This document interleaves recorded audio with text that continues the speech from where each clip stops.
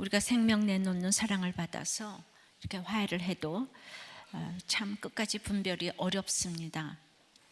야곱은 일생 라헬과 요셉과 특별한 사랑을 하느라고 힘들었다고 했습니다.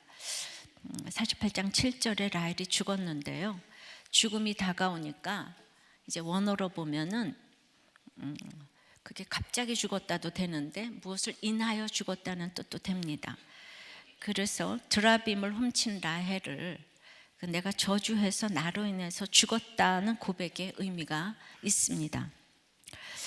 그래서 라헬 때문에 갑자기 뜬금없이 라헬이 죽었다는 얘기가 35장에도 나왔었는데, 이 얘기를 쓰므로 내가 요셉에게 실질적 장자로서 두 몫의 축복을 주고자 하는 그 모습을 암시했습니다. 근데 자기가 그렇게 힘든 훈련을 통해 주님의 사랑을 알게 되었으면 당연히 힘든 것을 경험한 자녀가 그 주님의 사랑을 알게 된다는 것을 왜 모르겠습니까? 생명을 내놓는 사랑으로 화해를 시킨 유다가 믿음이 좋다는 것은 야곱도 알고 있었습니다. 그런데 요셉을 너무 사랑하니 요셉을 바로 그 믿음의 유다의 자리에 놓고 싶어 합니다. 왜냐하면 요셉의 행위가 너무나 훌륭하기 때문에 그렇습니다. 그래서 요셉과 유다, 이 둘이 무엇이 다를까요? 야곱과 요셉의 관계는 일생을 통해서 내가 사랑하는 사람이라고 믿음까지 줄 수 있는 것은 아니더란 말입니다. 그것은 하나님의 영역이라서 사람은 믿음의 대상이 아니라는 것을 오늘 본문을 통해서 보여줍니다. 라헬까지는 내려놓았는데 아직까지도 야곱은 요셉에 대한 특별한 사랑을 내려놓지 못했습니다. 사랑을 주고 싶은 사람은 여전히 요셉이고 그의 아들 에브라임과 므낫세인 것입니다. 사람을 믿음으로 분별한다는 것은 지식적으로 판단하는 것이 아닙니다. 마지막까지 그래도 사랑하고 축복할 때 상대방이 받아들이는 태도에 따라서 저절로 분별되어진다는 것을 보여줍니다. 정말 분별하기 어려운 마지막 분별에 대해서 오늘 생각해 보겠습니다. 첫째로 마지막까지 사랑합니다. 8절입니다. 이스라엘이 요셉의 아들들을 보고 이르되 이들은 누구냐? 요셉이 그의 아버지에게 아뢰되 이는 하나님이 여기서 내게 주신 아들들이니이다. 아버지가 이르되 그들을 데리고 내 앞으로 나오라. 내가 그들에게 축복하리라. 오늘 야곱은 분별하는 과정에서 요셉의 아들들을 끝까지 사랑하는 모습을 보여줍니다. 축복이 야곱의 인생에서 37번 나오는데 정말 야곱이 축복 좋아합니다. 근데 자기는 아버지 이삭에게 그야말로 거짓말로 속아서 받아낸 축복인데 요셉에게는 손자를 보고 이들은 누구냐고 물은 것은 정말 제대로 된 축복을 해주겠다는 뜻입니다. 10절입니다. 이스라엘의 눈이 나이로 말미암아 어두워서 보지 못하더라. 요셉이 두 아들을 이끌어 아버지 앞으로 나아가니 이스라엘이 그들에게 입맞추고 그들을 안고, 이삭은 인생이 평탄해서 인지 야곱에게 속아서 축복을 해주었습니다. 분별을 잘 못합니다. 근데 이스라엘인 야곱은 험악한 세월을 살아서인지 육신은 쇠했지만 아주 영안이 밝아져 있었습니다. 눈이 어두워도 믿음이란 보지 못하는 것을 실상으로 놓고 걸어가는 것이기 때문에 정확하게 축복할 준비를 갖추었습니다.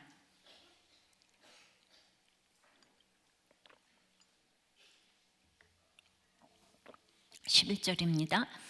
요셉에게 이르되 내가 내 얼굴을 보리라고는 생각하지 못하였더니 하나님이 내게 네 자손까지도 보게 하셨도다. 이 말은 요셉아, 나는 네가 짐승에게 찢겨 죽은 줄 알았다. 그런데 이렇게 보게 되고 네 자식까지 보게 될 줄 내가 어떻게 생각했겠니? 하면서 마지막까지 사랑이 절절히 묻어납니다. 하여튼 이 집은 마지막까지 요셉밖에 없고 요셉의 자녀 에브라임 므낫세밖에 없습니다. 이런 것을 겪는 집들이 있습니다.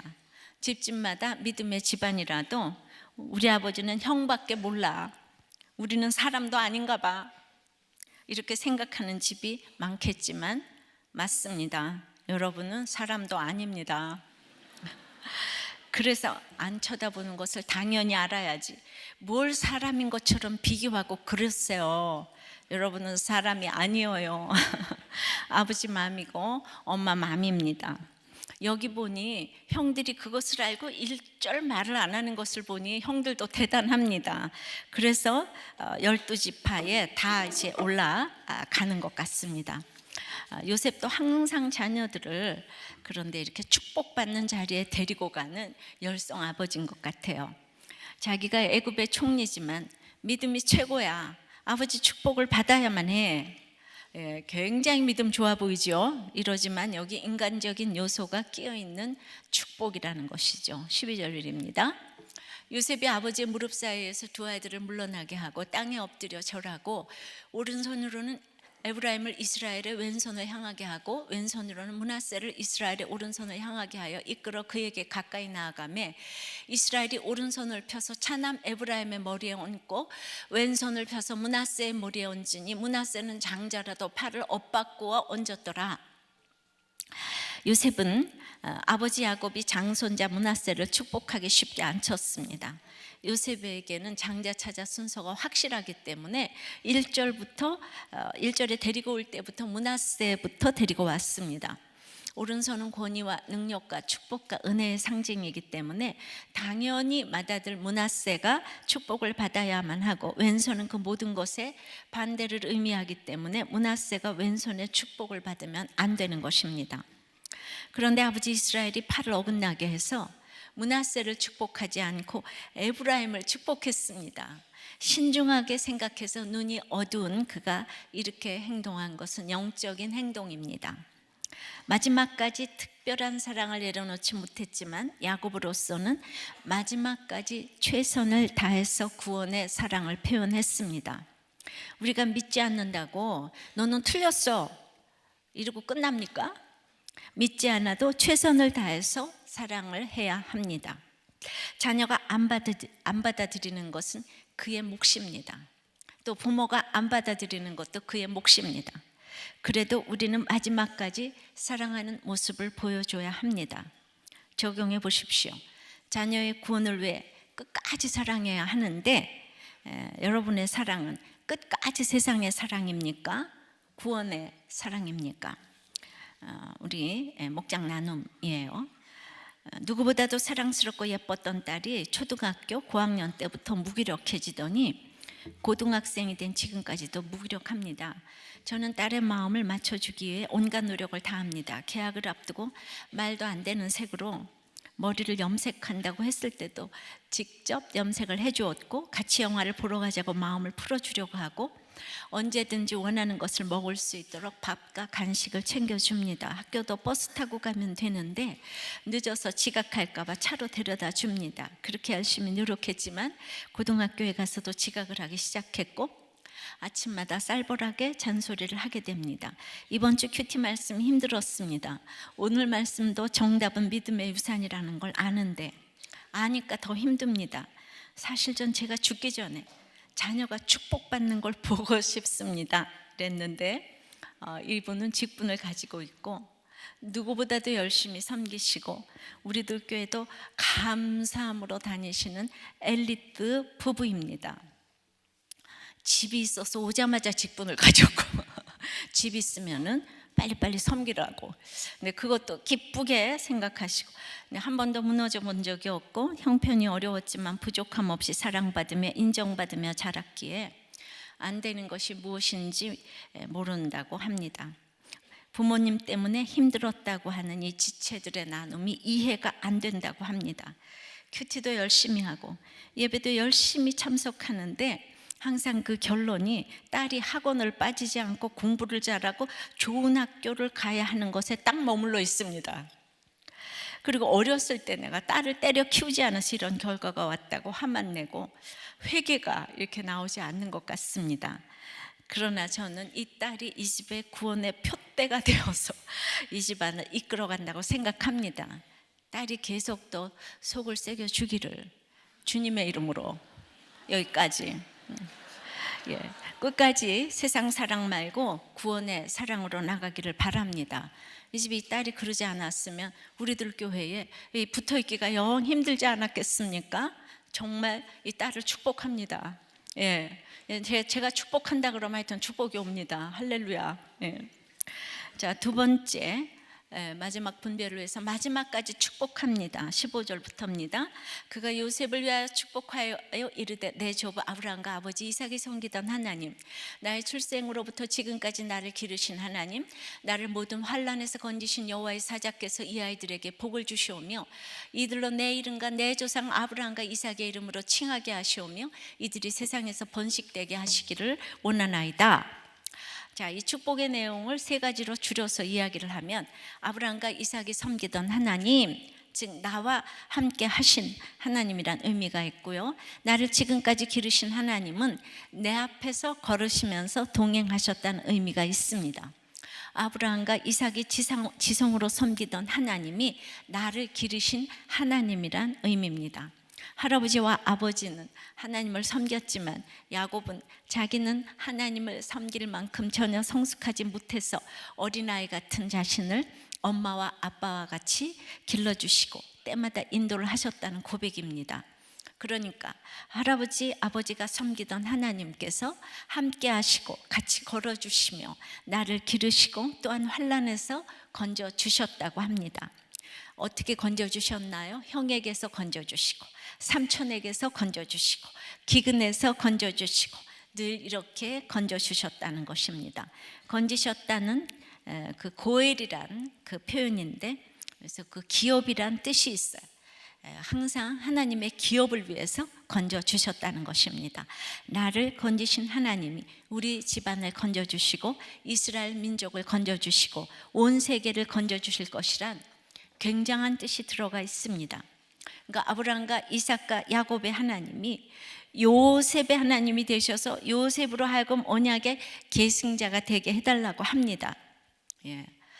그러니까 이게 그렇게 되진 않았죠. 이 땅에서도 가장 좋은 곳에 거하면서 역사의 중심부에 활동하게 해달라는 간결하지만 엄청난 축복의 기도를 해주었습니다. 요셉과 그 아들들에게 특별한 사랑을 하면서 끝까지 사랑을 하고 축복을 하게 됩니다. 그래서 우리는 문자적으로도 자녀를 축복해야 되겠죠. 적용해 보십시오. 자녀에게 늘 축복을 해주기 바랍니다. 이것은 좋은 이야기만 하라는 것이 아니라 함께 하시고 동행하시고 환난에서 건지신 하나님을 알도록 말씀으로, 표정으로, 언어로 축복해 주시기 바랍니다. 그럼 여러분들은 축복이 안 나오는데요? 그렇게 그렇게 말씀하고 싶어도 억지로라도 그냥 억지로라도 가식적으로라도 축복을 좀 해보세요. 자녀들에게. 그러니까 큐티하고 서로 말씀 나누면 그것이 축복이라고 생각이 됩니다. 자, 그런데 드디어 야곱이 분별을 할 때가 왔습니다. 세 번째는 그래서 마지막까지, 이게 죽기 직전인데 마지막까지 분별을 합니다. 어떻게 분별을 합니까? 첫째로 총리 요셉의 한계를 보여줍니다. 17절입니다.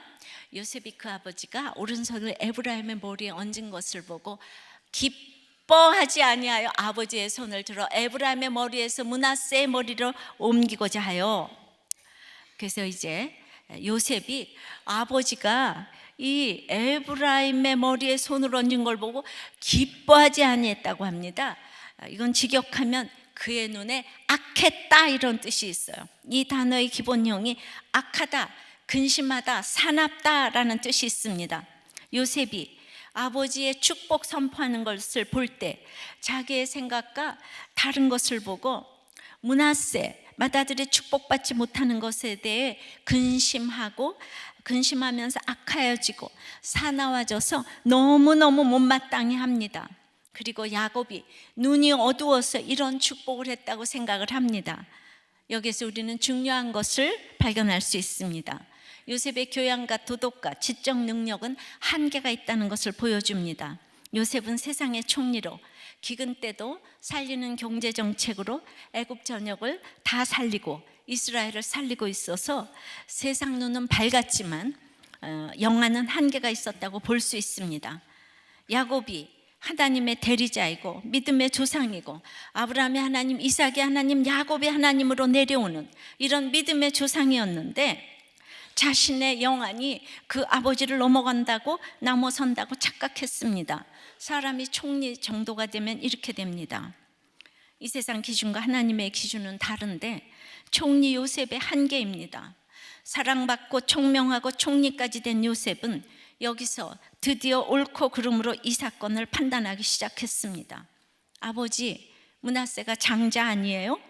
장자 우선 아닙니까? 집안의 질서가 무너집니다.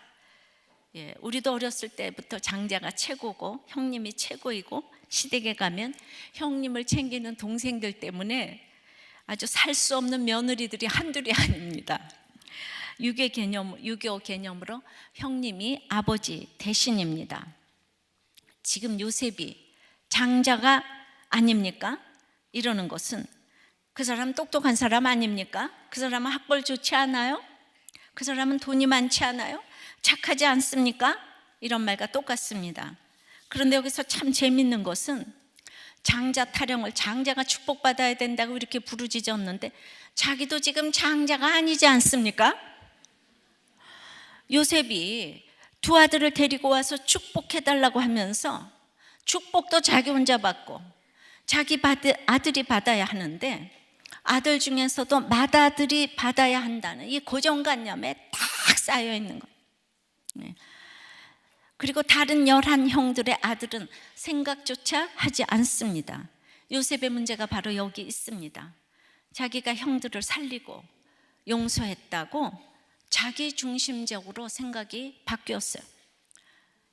그래서 병든 야곱의 손을 들어서 억지로 축복을 받아내려고 합니다. 18절입니다. 그의 아버지에게 이르되 아버지여 그리마옵소서 이는 장자이니 오른손을 그의 머리에 얹으소서 하였으나 원어에 보면 요셉이 얼마나 급한지 안 돼요 그렇게는 아버지 너무 급해서 원어도 문장이 다 뒤죽박죽하면서 급하게 막 외쳤어요. 빨리 이 축복을 바꾸려고. 요셉은 앞날에 믿음을 보는 눈이 없습니다. 우리가 야곱과 에서의 축복권 다툼을 기억하실 것입니다. 그런데 아버지 이삭은 야곱이 속여서 축복을 받아낸 후에도 그것이 잘못된 축복인 줄 알았지만 번복하지 않았습니다. 그런데 하물며 야곱은 의도적으로 동생을 축복했는데 왜 뒤집겠습니까? 에서는 나중에 속은 것을 알고 빌복이 하나뿐이니까 나를 축복하소서 그리하소서 하면서 소리 높여 울었습니다. 근데 요셉은 훨씬 교양이 있어서 병든 아버지 앞에서 무섭게 자기 감정을 조절합니다. 그러나 그의 행동은 우리가 조용한 사람이 단호한 게 더 무서운 거 아시죠? 무섭게 단단히 붙드는 행동입니다. 바위 같은 마음과 행동으로 강하게 명령조로 아버지에게 표현합니다. 반드시 돌이켜야 합니다. 아버지, 오른손을 우리 장자 므낫세 위에 얹으세요. 아버지. 이게 맞는 표현이에요. 그렇게 무섭게 표현했어요. 야곱이 자기 아버지 이삭의 어두운 눈을 이용해서 축복을 받아낸 것처럼 요셉도 아버지 눈이 어두우니 빨리 바꾸라고 합니다. 아버지의 안수를 너무 쉽게 여겼습니다. 요셉이 바로의 꿈을 해몽할 수는 있었습니다. 그때는 이스라엘의 구원을 위해서 요셉에게 꿈을 주셨습니다. 그러나 지금은 배부르고 등 따뜻한 요셉에게 자기 아들의 앞으로의 앞날은 알려주시지 않았습니다. 십자가를 길러 놓은 꿈은 해몽할 수 있었지만 항상 자기 유익의 길로 가고자 하면 자녀의 앞날을 모르는 것입니다. 십자가를 잘 지고 가는 것 같아도 길고 짧은 것은 끝까지 가봐야 압니다. 요셉이 옛날엔 십자가를 졌는데 지금 배가 불러서 십자가에서 내려왔습니다. 지금까지 야곱은 아브라함의 하나님, 이삭의 하나님, 야곱의 하나님이 요셉의 하나님으로 지금 되게 해달라고, 그 므낫세 하나님이 되게 해달라고 기도할 정도로 요셉은 자타가 공인하는 출중한 인물이었어요. 요셉은 이 집의 구원자입니다. 요셉은 돈이 많으니 못 해주는 것이 없습니다. 여러분, 돈으로 해주는 것을 믿음으로 착각하면 안 됩니다. 드디어 야곱이 죽기 전에 요셉이 결정적 한계를 드러냅니다. 이 이야기는 교양과 도덕으로는 선택론을 이해하지 못한다는 거예요. 요셉이 선택론을 이해하지 못한다는 것을 말합니다. 구속사를 이해하지 못하고 맏아들이 믿음이 좋아야 하고, 아니 노력한 부자가 그 믿음이 좋은 거 아니냐고, 아니 노력해서 학벌 좋으면 그게 믿음이 좋은 거 아니냐고, 이렇게 고정관념에 딱 쌓여 있는 거예요. 결정적으로 믿음의 선택론을 이렇게 마지막에 이해하지 못했어요. 왜냐하면 이미 요셉은 부자이고 권세가 있기에 가진 자로서 하나님께 선택을 받아야 하는 것보다는 자기처럼 지금 가진 자로 육적인 축복을 받아야 한다고 생각하는 것입니다. 그래서 아버지가 거꾸로 어근 맡겨서 이 한 축복을 기뻐하지 않았다 정도가 아니라, 아니 이 양반이 그냥 노망이 들어서 눈이 안 보이나 그렇게 생각할 정도로 악했다는 얘기예요. 요셉이 너무 불쾌하고 너무나 화가 났습니다. 아버지한테도 자신이 총리인 줄 압니다. 사람이 부드럽다가도 자기 이해타산에 걸리니 본성이 딱 이렇게 드러납니다. 그런데 여기서 주목해 볼 것은 그 당사자인 므낫세는 장자의 축복을 갑자기 빼앗겼습니다. 그러면 므낫세가 난리를 쳐야 되지 않겠습니까? 옛날 아벨의 제사를 받고 가인의 제사를 받지 않았을 때 가인은 너무나도 안색이 달라져 가지고 동생 아벨을 죽였습니다. 그리고 야곱에게 축복을 빼앗긴 에서도 야곱을 죽이려고 했습니다. 그만큼 장자권이 굉장한데, 그들은 뭔지 모르고 이렇게 장자권이 굉장한가? 이거는 영생의 축복이기 때문에 그렇습니다. 자기네들도 모르면서. 그런데 므낫세는 이것을 듣자마자 하나도 원망 불평하지 않고 하나님의 섭리를 인정하고 알았습니다, 아멘으로 받아들였는데, 여기서 인정하지 못하는 사람이 이 믿음 좋은 아버지 요셉인 것이에요. 그래서 항상 믿음의 부모라는 사람이 문제입니다. 그래서 문제아는 없고 문제 부모만 있습니다.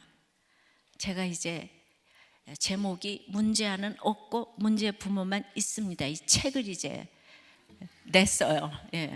이제 나올 거예요. 다음 주에 나올 거예요. 이거는 생활 영성 시리즈가 아니고 두껍게 자녀 교육에 대해서 모든 것을 이제 좀 썼습니다. 므낫세는 12지파에 찬란하게 들어갔습니다. 이때부터 400년이 지난 후 출애굽 당시 민수기에서 보면 1차 인구 조사에서 에브라임은 4만 500명이고 므낫세는 3만 2천 명이었는데, 광야 생활 40년 지나고 나서 두 번째 인구 조사에서 에브라임은 3만 2,500명으로 8천 명이 줄었어요. 그런데 므낫세는 2만 명이 늘어서 5만 2,700명이 되었습니다. 하나님께서는 항상 교만한 자를 싫어하시고 약한 자를 통해서 일을 하십니다. 므낫세가 이 기가 막힌 상황을 인정하고 있으니 장자도 아닌 아들도 없는 가장 불쌍한 이 슬로보앗의 딸들을 통해서 므낫세 지파를 2만 명이나 증가하게 하신 것입니다. 저는 우리 집도 아들이 없어서 이 슬로보앗의 딸들을 아주 제가 잘 외우고 있습니다. 물론 나중에 가면 또 바뀌어지지만 항상 이렇게 약한 자를 들어 쓰시고 겸손한 자를 쓰시는 것은 변함이 없습니다. 그런데 요셉은 어떻게 아버지 이럴 수가 있습니까? 내가 이 나라를 먹여 살리고 당신들 먹여 살렸는데 어떻게 내가 원하는 대로 축복을 안 해줄 수가 있습니까? 이러는 거예요. 선택론이 이해되지 않는 사람은, 아니 목사님은 왜 그 훌륭한 요셉을 끌어내리지 못해서 저러시나, 이래가지고 제가 이 설교할 때 얼마나 욕을 바가지로 먹고 여기까지 왔는지 몰라요. 요셉은 훌륭하신 분인데 왜 맨날 요셉을 욕하나? 요셉을 욕하는 게 아니고요. 이 성경에 제가 한 절도 안 빠지고 읽어가잖아요. 요셉 너무 12지파 중에 훌륭한 사람인데 이제 이거 잘 들어보세요. 그게 아니고요. 야곱조차 너무나 요셉이 훌륭하니까 분별이 되지 않는 이 믿음과 행위가 있는 거예요. 요셉의 행위가 너무 훌륭해서 이 막판이 되기까지는 분별이 안 될 정도로 훌륭한데, 물론 12지파에 다 믿음의 조상으로 들어갑니다. 그래도 있잖아요, 12 중에서 예수님의 직계조상을 가려내려면 반드시 해야만 하는 분별입니다. 근데 거기가 유다인데 야곱은 끝까지 요셉을 밀고 싶은 거예요. 유다는 우리가 생각하기에도 며느리하고 시아버지하고 동침을 했으니까 저놈의 찌질한 놈. 근데 거기 믿음이 있는 거 알아요. 근데 요셉이 너무 훌륭한 거예요. 우리도 다 요셉이 좋잖아요, 그죠? 우리도 끝까지 요셉하고 살고 싶어. 안 그래요? 뭔지 하나도 몰라요. 우린 너무 이걸 많이 들어서 아시는데 처음 오신 분은 이게 참 무거운 주제입니다. 어렵습니다. 그래도 한번 들어두시기를 바랍니다. 그래서 드디어 야곱이 요셉의 믿음과 성품의 마지막 분별을 합니다. 진짜 믿음이냐 성품이냐 분별을 합니다. 19절입니다. 그의 아버지가 허락하지 아니하며 이르되 나도 안다 내 아들아 나도 안다. 그도 한 족속이 되며 그도 크게 되려니와 그의 아우가 그보다 큰 자가 되고 그의 자손이 여러 민족을 이루리라 하고, 야곱이 나도 안다 내 아들아 나도 안다, 이것이 오늘의 핵심입니다. 그러니까 야곱의 말은 네가 원하는 것처럼 나도 너를 다 축복하고 싶단다. 네가 그렇게 당하고도 형들을 용서하고 먹여 살리고 애국까지 초청했는데 내가 어찌 네가 원하는 것을 해주고 싶지 않겠니? 그러나 내가 주고자 하는 것은 영생의 영적인 장자권이란다. 세상의 장자권이 아니야. 그런데 그 장자권은 잘난 사람이 받는 것이 아니고 지금까지 보면 의외의 사람이 받아왔단다. 맞습니다. 가인과 아벨이 아닌 셋이 받았고, 맏아들 잘난 아들 이스마엘이 아닌 눈만 껌뻑거리고 있는 이삭이 받았고, 힘센 에서보다는 사기꾼인 야곱이 받았습니다. 유다와 다말의 자식 중에서도 먼저 나온 세라보다 나중에 나온 베레스가 받았습니다. 너무나 훌륭한 형들보다 말째 아들인 다윗이 선택을 받았습니다. 먼저 잔치에 초대된 사람들은 한 사람도 참석하지 못하고 절름발이 소경 가난한 자 문둥이들이 오히려 천국 잔치에 참여하게 됐습니다. 야곱의 일생을 다시 보면, 요셉아, 내가 외삼촌 집에서 너희 엄마 얻기 위해서 내가 14년 고생을 했다. 그래서 너희 엄마를 얻고 이제 거기서 잘 살아보고자 했는데 외삼촌이 쫓아내가지고 이제 떠날 수밖에 없었는데, 그냥 나중에 지나고 보니까 너희 엄마가 하나님이 그렇게도 싫어하시는 이방 신상인 그 드라빔을 훔쳐서 떠날 줄을 내가 어떻게 알았겠니? 근데 그 드라빔을 가진 자는 이 저주했잖아요. 야곱이 죽어도 좋다고 외삼촌한테 막 큰 소리를 치면서. 그러니까 자기가 결국 사랑하는 라헬을 저주한 꼴이 됐어요. 정말 마음대로 되는 것이 없단다. 그래서 내가 베델로 돌아온다고 약속해서 베델로 돌아와야 하는데 정말 하도 하나님 믿는 것이 지겨워가지고 세겜에서 잘 살아보려고 눌러앉았다가 누나 디나가 강간당하지 않았니? 그리고 너무나 수많은 사람이 죽었지 않냐? 그래도 하나님은 나를 긍휼히 여겨주셔서 베델로 돌아가라고 명령을 해주셔서 내가 베델로 돌아왔다. 하나님이 아니다 그러시면 아닌 거야. 그런데 나는 꼭 일이 벌어지고 난 뒤에야 그것을 알았단다. 처음부터 알지를 못했어. 내가 너를 12 아들 중에서도 얼마나 특별히 사랑했니? 그런데도 네가 17살까지만 너랑 있었지 그 다음부터 너는 내 인생에서 죽은 아들 아니었니? 그러니까 네 엄마 라헬도 내가 사랑했지만 내가 죽인 꼴이 되었고, 너도 그렇고 내가 사랑하고 싶다고 사랑하고 함께 있고 싶다고 내 마음대로 되는 것이 아니더라. 내가 또 130살이 되었을 때 이제는 가나안 땅에서 안정되게 살고 싶은데 어떻게 기근이 올 수가 있니? 그래도 나는 떠나고 싶지 않았는데 네가 총리가 되었다고 하니 또 어떻게 안 오겠니? 그 사람은 늙을 때 고향에서 살고 싶다고 하는데 그것도 못하고 여기 왔다. 그러니 하나님이 가라고 그래서 왔어. 이것처럼 오른손을 들어서 축복하고 싶은 것은 므낫세인데 내가 오늘 오른손을 들어 큰 손자를 축복하려고 했는데 하나님이 아니다. 그래서 알았습니다 하고 손을 어금 맡긴 것이지. 성령께서 감동을 주셔서 이제는 내가 일을 당하지 않고도 알게 된 것이 있단다. 내가 내 마음대로 인생을 살아봤자 우리는 돌아갈 뿐이야. 내가 이것을 그냥 너를 분별해내는 거는 147세가 돼서야 내가 너를 분별해냈다. 네가 하도 훌륭해가지고. 이것이 나도 안다 내 아들아 나도 안다의 뜻입니다. 그러니까 요셉이 그냥 손을 얹긴 야곱을 그냥 기뻐 아니하여 아버지 하고서 욕을 했더니 나도 안다 내 아들아 나도 안다 이렇게 반응을 하신 거예요.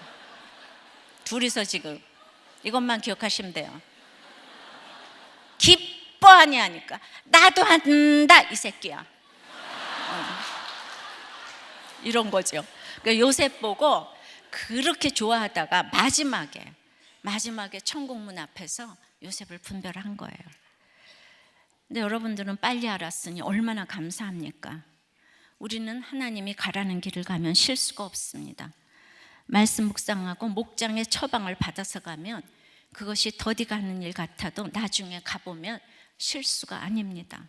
아들이 대학에 떨어져도 나중에 가보면 그것은 실패가 아닙니다. 세상의 모든 경험과 지식을 다 합해도 우리 자녀들의 길을 우리는 알지 못합니다. 오늘 본문에서는 하나님께서 처음부터 끝까지 이스라엘로 호칭을 하십니다.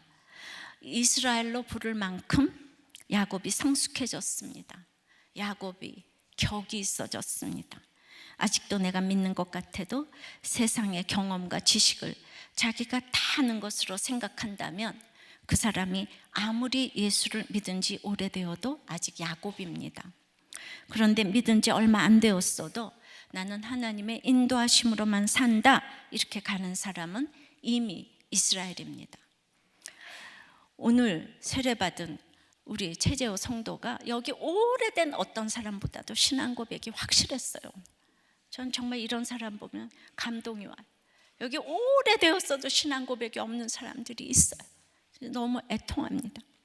야곱의 뜻은 사기꾼, 속이는 자, 도둑이라는 뜻이고 이스라엘은 하나님과 씨름하는 자입니다. 하나님께서 이스라엘이라는 이름을 주셔도 얼마나 야곱과 이스라엘 사이를 왔다 갔다 하는지 모릅니다. 그러나 마지막에는 이스라엘로 자리매김을 하면서 드디어 하나님이 야곱을 이기셨습니다.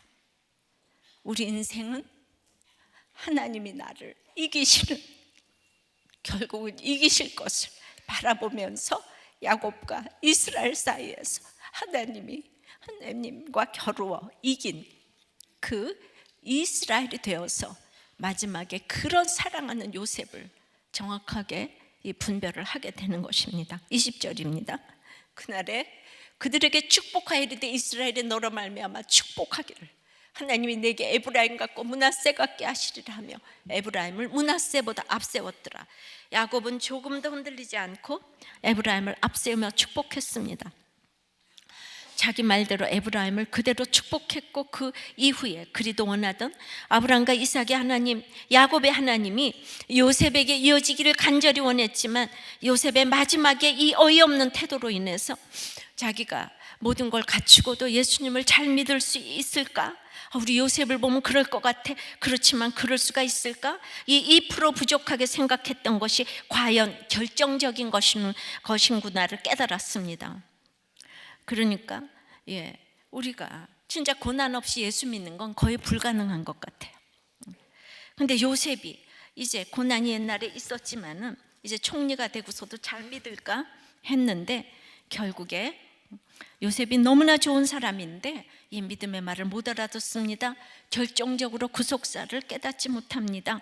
21절입니다. 이스라엘이 요셉에게 또 이르되 나는 죽은 하나님이 너희와 함께 계시사 너희를 인도하여 너희 조상의 땅으로 돌아가게 하시려니와 내가 네게 네 형제보다 세겜 땅을 더 주었나니 이는 내가 내 칼과 활로 아모리 족속의 손에서 빼앗은 것이니라.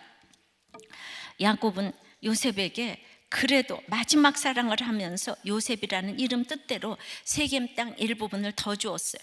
그건 자기가 칼로 뺏은 것이래. 이렇게 요셉에 대한 사랑이 마지막까지 절절합니다. 어쨌든 요셉의 아들들은 합쳐서 많은 인구를 가지게 되었어요.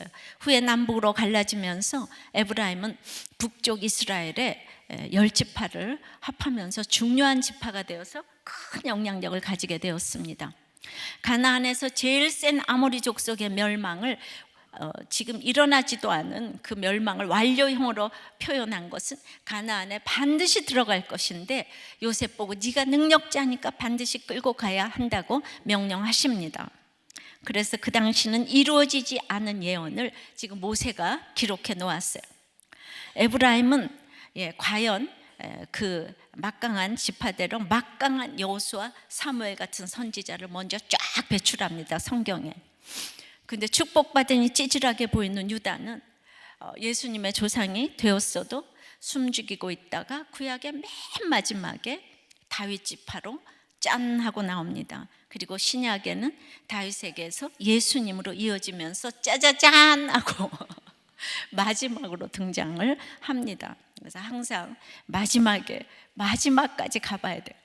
그래서 에브라임은 큰 지파가 되었지만 축복의 장자권은 가지지를 못했습니다. 이때 이 요셉의 구속사를 깨닫지 못한 차이는 참 작아 보였지만 절대적인 것이라서 총리를 배출해낸 지파답게 기득권을 가지고 때마다 예수님이 오실 남유다 지파를 괴롭히는 지파가 되었습니다. 북이스라엘 남유다로 갈라지면서 북이스라엘의 대표 이 지파가 요셉 지파, 에브라임 지파예요. 그래서 제일 예수님이 오시는 남유다, 우리 이스라엘 사람들을 괴롭히는 것이 아수르도 아니고 바벨론도 아니고 이 북이스라엘 형제 나라인데 우리도 예수 믿는 사람들이 직분을 가지고 있는 사람이 제일 힘들게 하는 거잖아. 모든 것을 갖추고 있는 그런 것으로 성경을 여러분은 전체를 지금 여행하고 계십니다. 이 성경 전체를 지금 요약을 지금 듣고 계신 거예요. 오늘 요셉을 마지막으로 분별해내는 기가 막힌 일이 일어났습니다. 죽음을 앞두고 요셉을 너무너무 사랑하니까 이렇게 제대로 이야기하는 것이 분별입니다. 여러분은 제발 야곱이 요셉을 분별해낸 얘기가 이해되기를 축원합니다. 반드시 이해되셔야만 합니다. 라헬이 약속의 땅에 조금만 더 왔으면 되는데 못 온 곳이 야곱은 너무나 슬픕니다. 다 온 것 같아도 아직도 더 가야 하는 조금이 있습니다. 특히 라헬처럼 아름답고 요셉처럼 효자일 때는 그냥 그 자체로 되었다고 생각하고 싶은 마음이 듭니다.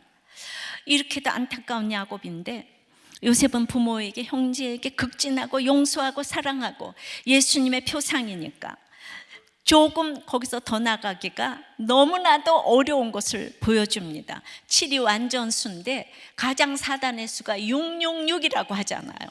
가장 근사치로 보이는 666은 7에 도달할 수가 없는 그 숫자인데 그렇다고 이제 사단이라는 것이 아니고 너무 완벽한 행동이 있으면 정말 예수님이 들어갈 그게 없는 것 같아요.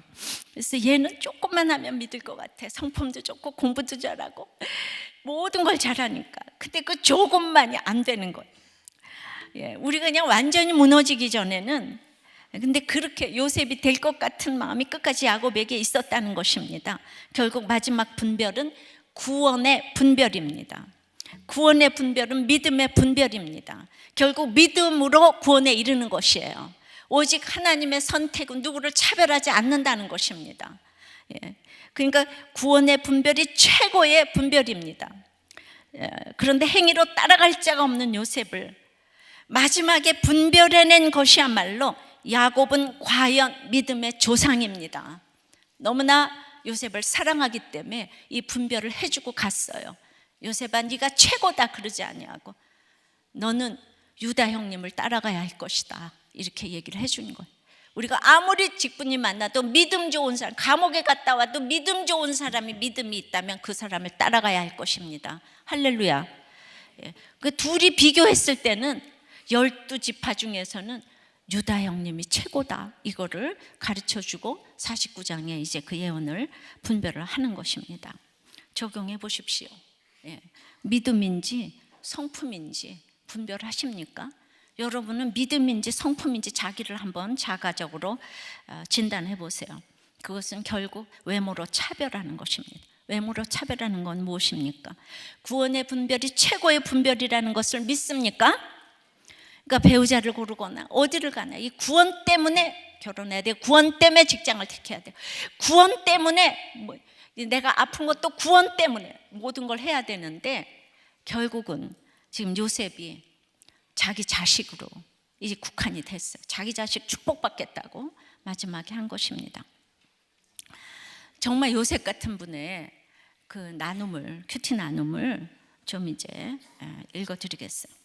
하나님은 왜 야곱과 같이 야비한 사기꾼을 선택하여 구속사의 영적 계보를 이어가게 하신 것일까? 주변에 교활한 사람 때문에, 이 약삭 빠른 사람 때문에 내가 손해를 보고, 심지어 그런 사람이 예수님을 믿는다고 떠버릴 때마다 나는 믿음에 대한 근본적 회의감에 빠져서 하나님의 선택이 이해가 되지 않았습니다. 우리들 교회 와서 4년 동안 한결같이 듣고 있는 거북한 말씀은 남의 죄를 보지 말고 네 죄만 보고 가라는 것입니다. 죄라는 단어에 대한 거부감에도 불구하고 그동안 나의 모습에서 야곱의 추한 모습을 하나씩 발견했고, 지금은 야곱보다 나을 것 없는 존재임을 인정합니다. 알코올 중독과 폭력적 주사와 극심한 불화로 아버지와 어머니는 11년이 넘는 기간 동안 이제 별거를 했고, 그 전에는 말할 수 없는 엮이는 가정에서 이렇게 살다가 이제 2004년도에 큰아들인 저희 부부와 아버지는 살다가 11년 동안 같이 사시다가 14년에 소천을 하셨어요. 아무도 식구들도 부모님을 안 만나고 사는 거예요. 얼마나 힘들면 그랬겠습니까? 췌장암 확진으로 2개월 시한부 선고를 받은 아버지는 항암을 포기하고 즉시 세례를 받았고 죄를 인정하였고, 어머니를 만나 마지막 2달 동안 따뜻한 정을 나누며 지난 50년 넘게 허송 세월을 보냈던 부부로서의 아쉬움과 후회 시간을 달랬습니다. 동생도 아버지를 만나고 관계를 회복했으나 누이는 아버지 소천하기 이틀 전에 왔고 이제 매형은 들리지도 않았어요. 아버지의 소천은 우리 부부에게 구원의 확신을 더욱 확고하게 하는 사건이 되었습니다.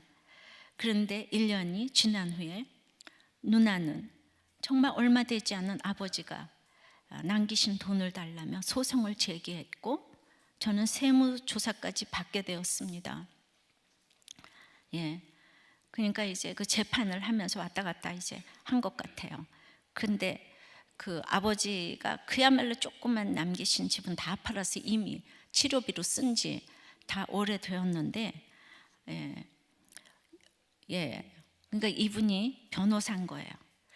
그러니까 모든 걸 법대로 했는데 그 집을 팔은 지가 옛날인데 그게 상속에서 문제가, 이제 그것도 상속이라고 이제 없는 돈을 끌어내 가지고 얼마 되지도 않는 돈을 오랫동안 해서 이제 이제 세금이 부과될 예정인데 국세청에다가 신고를 했기 때문에 6개월 동안 15년 동안의 모든 통장을 다 내놓고 조사를 받은 거예요. 그 상속 관계를 정리하니까 이제 200만 원 남아있는 아버지의 통장을 정리를 해야 하는데, 어머니도 모시고 있는데 어머니 때도 소송을 하겠다고 하니까 어머니는 당신이 소천해도 누이에게 알리지 말라고 당부를 하십니다. 저는 20년간 어머니 생활비를 들여왔고 찾아뵙고 지켜왔고, 또 이제 심지어 아버지하고 엄마는 같이 살 수가 없으니까 아버지 집에 모시고 어머니는 따로 모시고 이렇게 왔는데, 이분 완전 요셉 아닙니까? 그런데 자기는 이 지금 처한 문제에 대해 분별을 가지고 하나님의 뜻 합당한 답을 찾고 싶습니다. 근데 나도 이삭처럼 인본적 결정과 행동을 할 것이지만 하나님께서는 구속사의 계보를 잇는 결정과 선택을 만들어 가실 것이라는 생각이 듭니다. 적용으로 누이와의 관계의 문제에 있어서 분별력과 지혜를 주실 때까지 구체적으로 말씀에 비추어 하나님께 묻는 기도를 하겠습니다. 이분은 진짜 요셉 같아요. 너무나 힘든 엮이는 가정에서 자라서 정말 개천에서 용이 나셨어요. 이 변호사의 길을 가고 있는데 또 자기가 그렇게 됐으니까 힘든 부모지만은 다 이렇게 동생도 전부 다 이렇게 이제 지내려고 했고 힘든 부모지만은 믿음으로 모셨고, 그런데 이제 마지막에 이 기가 막힌 요셉처럼 생생날 일이 생긴 거예요. 근데 기가 막히겠지만은 믿음이 없는 누이는 믿음의 대상이 아니지 않습니까? 저는 그분에게 이런 얘기를 했어요. 이제 당대 믿음으로 가는 이 길에서, 이분이 목자십니다. 근데 이런 험악한 일을 당하지 않으면 정말 믿음인지 성품인지 분별이 되지 않습니다. 하나님이 너무 사랑하셔서 이 험악한 일을 허락하셨는데 왜 그 누이가 그럴까를 생각해 보면서 너무나 힘들고 어려웠고 부모 사랑도 받지 못했는데 오빠가 잘 됐어요.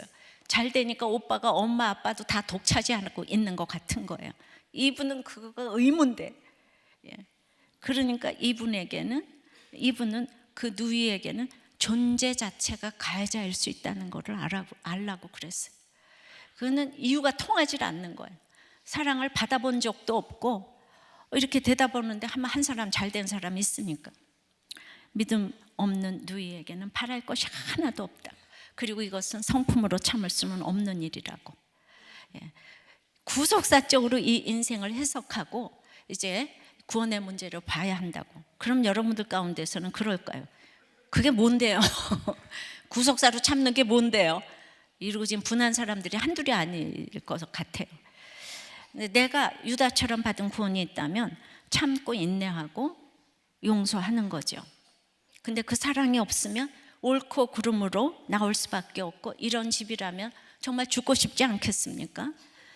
그렇게 모셨는데 나라에다가 고소를 해서 이 직업까지 다 이렇게 한다면은, 그러나 그 정도로 되지 않았으면 집사님은 우리들 교회에 붙어 있지도 않을 거고, 이 죄에 대한 얘기가 거부감으로 들리지 않았냐고. 그러니까 누이한테 너무 감사하셔야 된다고. 집사님은 존재 자체가 가해자라고. 제가 이렇게 설명을 잘해드리면 이렇게 마지막으로 분별을 잘해서 너무 기쁘고 감사하고, 내가 이 얘기도 좀 써야 되겠다 그랬더니 마음대로 쓰시라고 이래서 오늘 정말 우리들 교회 정말 자기가 거의 공적이고 뭐고 다 상관이 없이 누이가 수고를 했다고 생각이 됩니다. 말씀을 맺겠습니다. 마지막 분별을 위해서, 그래서 우리는 마지막까지 사랑해야 합니다. 마지막까지 축복해야 합니다. 마지막까지 분별해야 합니다. 내 한계 상황에서 인생이 내 뜻대로 되는 것이 아니라는 것을 알고, 나도 안다고, 아무리 기뻐하지 아니해도 나도 안다고 설명을 해주고, 정말 이 분별의 결론이 구원이라는 거. 사람을 분별하는 이유는 구원 때문에. 그래서 정말 확실하게 하시는, 구원 때문에 천국 가고 구원 때문에 우리가 사니까 이거를 분별해야 된다는 것입니다. 그러므로 아버지의 마음을 우리가 알아야 되고, 아버지 눈물이 고인 곳에 우리 눈물이 있어야지 되는, 이런 믿음을 여러분들이 갖게 해달라고 찬양하고 기도하겠습니다. 내 말씀을 마음에 깊이 새기며 함께 찬양드리겠습니다. 아버지, 당신의 마음이 있는 곳에 나의 마음이 있기를 원해요. 아버지, 당신의 눈물이 고인 곳에 나의 눈물이 고이길 원해요. 아버지, 당신이 바라보는 영혼에게 나의 두 눈이 향하길 원해요. 아버지, 당신이 울고 있는 어두운 땅에 나의 두 발이 향하길 원해요. 나의 마음이 아버지의 마음 알아. 모든 뜻 아버지의 뜻이 될 수 있기를 나의 온 몸이 아버지의 마음 알아 내 모든 삶 당신의 삶 되기를 더욱 목소리 높여 간절히 고백합니다. 아버지 당신의 마음이 있는 곳에 나의 마음이 있기를 원해요. 아버지 당신의 눈물이 보인 곳에 나의 눈물이 보이길 원해요. 아버지 당신이 바라보는 영혼에게 나의 두 눈이 향하길 원해요. 아버지 당신이 울고 있는 어두운 땅에 나의 두 발이 향하길 원해요. 나의 마음이 아버지의 마음 알아 내 모든 뜻 아버지의 뜻이 될 수 있기를 나의 온 몸이 아버지의 마음 알아 내 모든 삶 당신의 삶 되기를 나의 마음이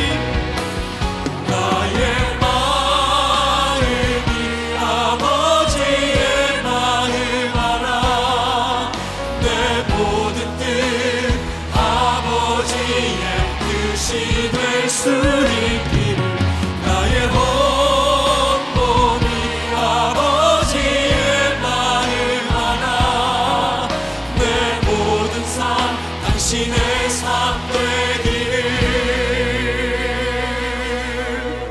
여러분은 야곱 같은 부모입니까? 정말 믿음으로 안타까워서 마지막까지 자녀들에게 정말 믿음이 최고다 그렇게 얘기하는 부모입니까? 요셉 같은 효자라서 구속사의 말씀이 안 들리는 사람은 아닙니까? 오늘 구원 때문에 분별하게 해달라고 배우자 찾기 위해서도 식구들의 믿음을 위해서도 오직 구원의 분별을 하게 해달라고 그래서 마지막까지 사랑하고 축복하고 이렇게 참으로 믿음과 성품을 분별하게 해달라고 오직 믿음으로 구원 얻는 우리 집 되게 해달라고 다 같이 기도하겠습니다. 아버지 하나님 정말 참 가장 마지막 분별 어려운 분별 정말 일평생 정말 놓을 수 없었던 요셉을 드디어 내려놓았습니다. 가능할 것 같지 않은 일이 일어났습니다. 참으로 우리는 이 구속사회를 알아듣기가 어려운데 내 옆에서 이 구원의 얘기를 하는 목자의 처방과 가족끼리 부부끼리 이 말이 안 들려서 화내고 성내고 불쾌하고 기뻐하지 않는 요셉들이 내 옆에 너무 많이 있습니다.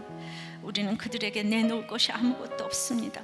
그러나 그럼에도 불구하고 그들의 성냄에 나도 안다 내 아들아 나도 안다 나도 알아요 아버지 어머니 나도 알아요 이렇게 말을 해줄 수 있는 부모의 형제 배우자 자녀가 될 수 있기를 기도합니다. 이 땅에서 가장 최고의 사랑은 예수를 믿게 하는 것인데 이것을 알아듣지를 못합니다. 우리는 서로 믿음 생활을 한다고 하면서도 아버지는 엄마가 병들어 죽어가고 자녀가 교통사고로 죽어가고 집을 나가도 전혀 눈도 깜짝하지 않고 주식을 절대로 못 내려놓고 도박을 못 내려놓고 남자를 여자를 다 못 내려놓겠다고 한다고 합니다. 주님 어찌해야 그것을 내려놓을 수가 있겠습니까? 누구 말도 안 들리고 오직 자기밖에 모르는 이런 요셉의 태도를 저희들이 구속사적으로 알아듣기를 원합니다. 주여 이 구원의 말씀을 알아듣기를 원합니다. 말씀하여 주시옵소서. 나도 알지만 그러나 상대방이 받아들이지 않는다고 해도 우리가 무슨 말을 어떻게 할 수가 있겠습니까? 마지막까지 요셉이 원하는 것을 해주고 천국에 갈 수도 있지만 그래도 요셉아 그거는 아니다. 요셉아, 그거는 아니다, 이렇게 말해주고 갈 수 있기를 원합니다. 주여, 우리 모든 가족들을 불쌍히 여겨주시고 그 마음이 돌아올 수 있도록 역사하여 주시고 바꾸어 주시고 깨닫게 도와주시고 분별하게 도와주시옵소서. 구원 때문에 이 땅에 성품으로 천국 가는 것이 아니고 오직 믿음으로 천국 가는 것임을 알게 하는 그 마지막 분별을 할 수 있는 우리 모두가 될 수 있도록 주님 역사하여 주시옵소서. 예수 그리스도 이름으로 기도드리옵나이다. 아멘. 십자가에서 내려왔습니다. 지금까지 야곱은 아브라함의 하나님, 이삭의 하나님, 야곱의 하나님이 요셉의 하나님으로 지금 되게 해달라고, 그 므낫세 하나님이 되게 해달라고 기도할 정도로 요셉은 자타가 공인하는 출중한 인물이었어요. 요셉은 이 집의 구원자입니다. 요셉은 돈이 많으니 못 해주는 것이 없습니다. 여러분, 돈으로 해주는 것을 믿음으로 착각하면 안 됩니다. 드디어 야곱이 죽기 전에 요셉이 결정적 한계를 드러냅니다.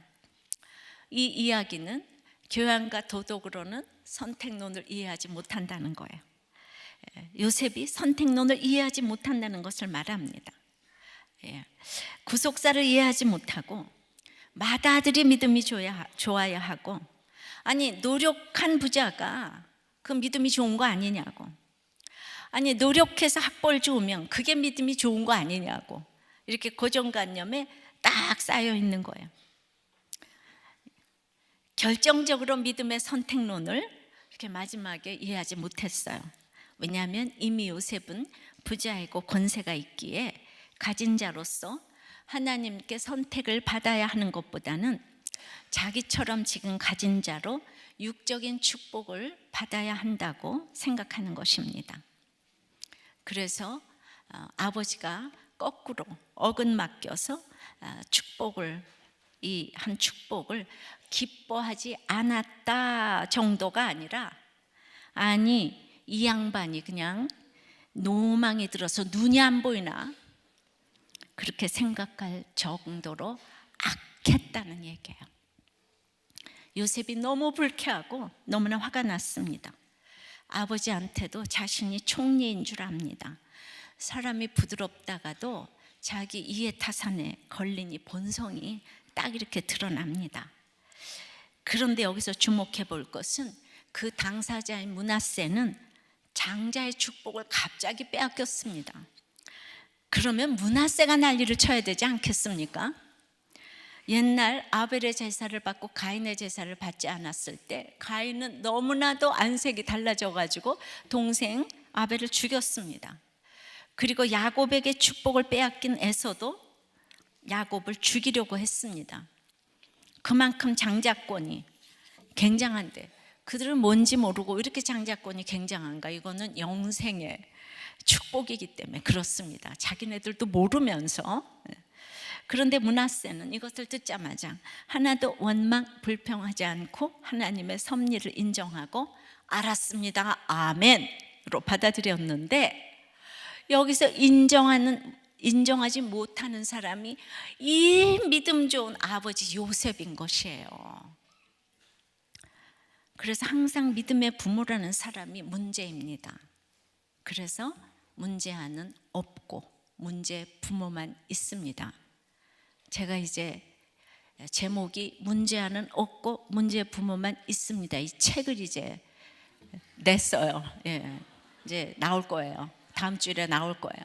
이거는 생활영성 시리즈가 아니고 두껍게 자녀 교육에 대해서 모든 것을 이제 좀 썼습니다. 므낫세는 12지파에 찬란하게 들어갔습니다. 이때부터 400년이 지난 후 출애굽 당시 민수기에서 보면 1차 인구 조사에서 에브라임은 4만 500명이고 므낫세는 3만 2천 명이었는데, 광야 생활 40년 지나고 나서 두 번째 인구 조사에서 에브라임은 3만 2,500명으로 8천 명이 줄었어요. 그런데 므낫세는 2만 명이 늘어서 5만 2,700명이 되었습니다. 하나님께서는 항상 교만한 자를 싫어하시고 약한 자를 통해서 일을 하십니다. 므낫세가 이 기가 막힌 상황을 인정하고 있으니 장자도 아닌 아들도 없는 가장 불쌍한 이 슬로보앗의 딸들을 통해서 므낫세 지파를 2만 명이나 증가하게 하신 것입니다. 저는 우리 집도 아들이 없어서 이 슬로바세 딸들을 아주 제가 잘 외우고 있습니다. 예. 물론 나중에 가면 또 바뀌어지지만 항상 이렇게 약한 자를 들어 쓰시고 겸손한 자를 쓰시는 것은 변함이 없습니다. 그런데 요셉은 어떻게 아버지 이럴 수가 있습니까? 내가 이 나라를 먹여 살리고 당신들 먹여 살렸는데 어떻게 내가 원하는 대로 축복을 안 해줄 수가 있습니까? 이러는 거예요. 선택론이 이해되지 않는 사람은 아니 목사님은 왜 그 훌륭한 요셉을 저 끌어내리지 못해서 저러시나? 이래가지고 제가 이 설교할 때 얼마나 욕을 바가지로 먹고 여기까지 왔는지 몰라요. 요셉은 훌륭하신 분인데 왜 맨날 요셉을 욕하나? 요셉을 욕하는 게 아니고요. 이 성경에 제가 한 절도 안 빠지고 읽어가잖아요. 요셉 너무 12지파 중에 훌륭한 사람인데 이제 이거 잘 들어보세요. 그게 아니고요. 야곱조차 너무나 요셉이 훌륭하니까 분별이 되지 않는 이 믿음과 행위가 있는 거예요. 요셉의 행위가 너무 훌륭해서 이 막판이 되기까지는 분별이 안 될 정도로 훌륭한데 물론 12지파에 다 믿음의 조상으로 들어갑니다. 그래도 있잖아요. 이 12 중에서 예수님의 직계조상을 가려내려면 반드시 해야만 하는 분별입니다. 근데 거기가 유다인데 야곱은 끝까지 요셉을 밀고 싶은 거예요. 유다는 우리가 생각하기에도 며느리하고 시아버지하고 동침을 했으니까 저놈의 찌질한 놈. 근데 거기 믿음이 있는 거 알아요. 근데 요셉이 너무 훌륭한 거예요. 우리도 다 요셉이 좋잖아요, 그죠? 우리도 끝까지 요셉하고 살고 싶어. 안 그래요? 뭔지 하나도 몰라요. 예, 우린 너무 이걸 많이 들어서 아시는데 처음 오신 분은 이게 참 무거운 주제입니다. 어렵습니다. 그래도 한번 들어두시기를 바랍니다. 그래서 드디어 야곱이 그 요셉의 믿음과 성품의 마지막 분별을 합니다. 예, 진짜 믿음이냐 성품이냐 분별을 합니다. 19절입니다. 그의 아버지가 허락하지 아니하며 이르되 나도 안다 내 아들아 나도 안다. 그도 한 족속이 되며 그도 크게 되려니와 그의 아우가 그보다 큰 자가 되고 그의 자손이 여러 민족을 이루리라 하고 야곱이 나도 안다 내 아들아 나도 안다. 이것이 오늘의 핵심입니다.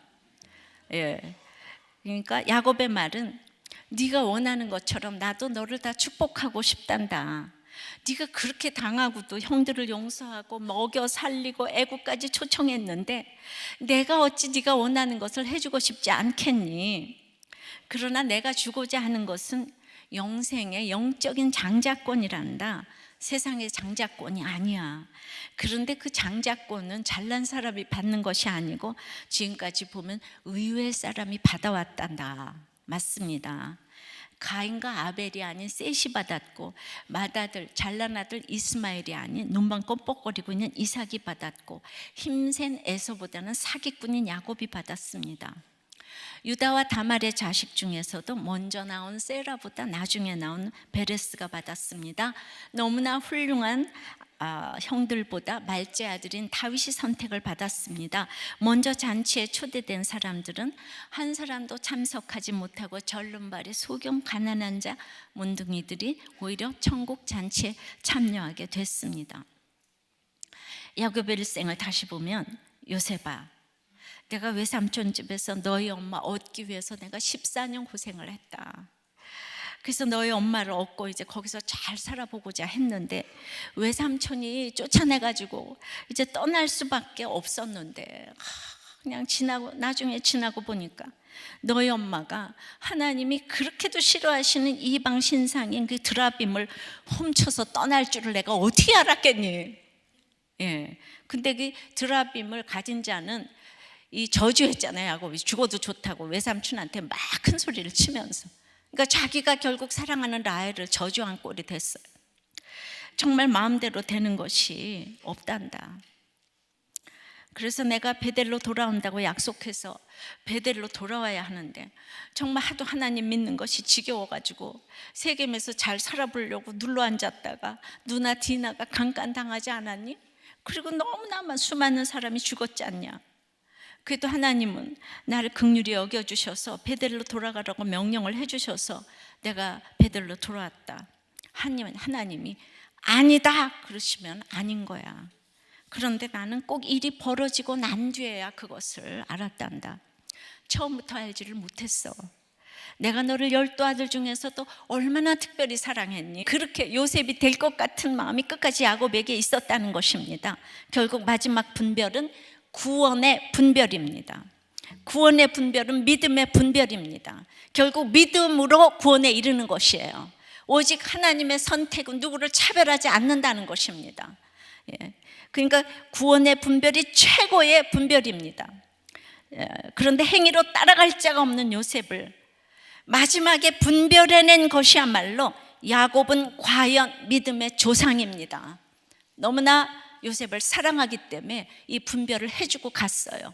요셉아, 네가 최고다 그러지 아니하고 너는 유다 형님을 따라가야 할 것이다 이렇게 얘기를 해주는 거예요.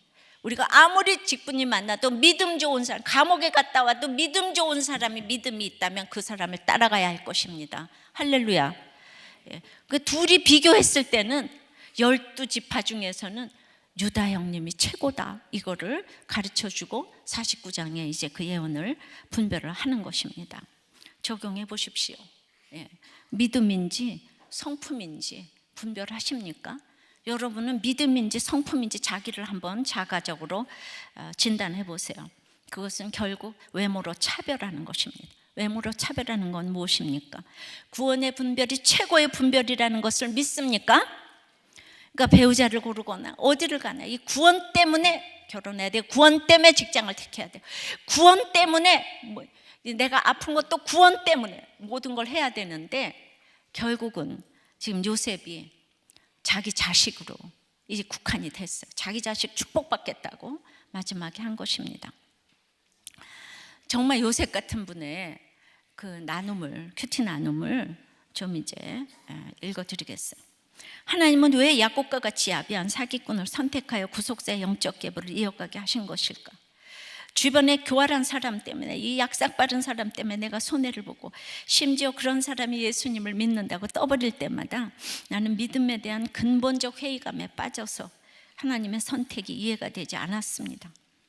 우리들 교회 와서 4년 동안 한결같이 듣고 있는 거북한 말씀은 남의 죄를 보지 말고 네 죄만 보고 가라는 것입니다. 죄라는 단어에 대한 거부감에도 불구하고 그동안 나의 모습에서 야곱의 추한 모습을 하나씩 발견했고 지금은 야곱보다 나을 것 없는 존재임을 인정합니다. 알코올 중독과 폭력적 주사와 극심한 불화로 아버지와 어머니는 11년이 넘는 기간 동안 이제 별거를 했고 그 전에는 말할 수 없는 엮이는 가정에서 이렇게 살다가 이제 2004년도에 큰아들인 저희 부부와 아버지는 살다가 11년 동안 같이 사시다가 14년에 소천을 하셨어요. 아무도 식구들도 부모님을 안 만나고 사는 거예요. 얼마나 힘들며 그랬겠습니까? 췌장암 확진으로 2개월 시한부 선고를 받은 아버지는 항암을 포기하고 즉시 세례를 받았고 죄를 인정하였고 어머니를 만나 마지막 2달 동안 따뜻한 정을 나누며 지난 50년 넘게 허송 세월을 보냈던 부부로서의 아쉬움과 후회 시간을 달랬습니다. 동생도 아버지를 만나고 관계를 회복했으나 누이는 아버지 소천하기 이틀 전에 왔고 이제 매형은 들리지도 않았어요. 아버지의 소천은 우리 부부에게 구원의 확신을 더욱 확고하게 하는 사건이 되었습니다. 그런데 1년이 지난 후에 누나는 정말 얼마 되지 않은 아버지가 남기신 돈을 달라며 소송을 제기했고 저는 세무조사까지 받게 되었습니다. 그러니까 이제 그 재판을 하면서 왔다 갔다 이제 한 것 같아요. 그런데 그 아버지가 그야말로 조금만 남기신 집은 다 팔아서 이미 치료비로 쓴 지 다 오래되었는데 그러니까 이분이 변호사인 거예요. 그러니까 모든 걸 법대로 했는데 그 집을 팔은 지가 옛날인데 그게 상속에서 문제가 이제 그것도 상속이라고 이제 없는 돈을 끌어내 가지고 얼마 되지도 않는 돈을 오랫동안 해서 이제 그 이제 세금이 부과될 예정인데 국세청에다가 신고를 했기 때문에 6개월 동안 15년 동안의 모든 통장을 다 내놓고 조사를 받은 거예요. 그 상속 관계를 정리하니까 이제 200만 원 남아있는 아버지의 통장을 정리를 해야 하는데, 어머니도 모시고 있는데 어머니 때도 소송을 하겠다고 하니까 어머니는 당신이 소천해도 누이에게 알리지 말라고 당부를 하십니다. 저는 20년간 어머니 생활비를 들여왔고 찾아뵙고 지켜왔고, 또 이제 심지어 아버지하고 엄마는 같이 살 수가 없으니까 아버지 집에 모시고 어머니는 따로 모시고 이렇게 왔는데, 이분 완전 요셉 아닙니까? 그런데 자기는 이 지금 처한 문제에 대해 분별을 가지고 하나님의 뜻 합당한 답을 찾고 싶습니다. 근데 나도 이삭처럼 인본적 결정과 행동을 할 것이지만 하나님께서는 구속사의 계보를 잇는 결정과 선택을 만들어 가실 것이라는 생각이 듭니다. 적용으로 누이와의 관계의 문제에 있어서 분별력과 지혜를 주실 때까지 구체적으로 말씀에 비추어 하나님께 묻는 기도를 하겠습니다. 이분은 진짜 요셉 같아요. 너무나 힘든 엮이는 가정에서 자라서 정말 개천에서 용이 나셨어요.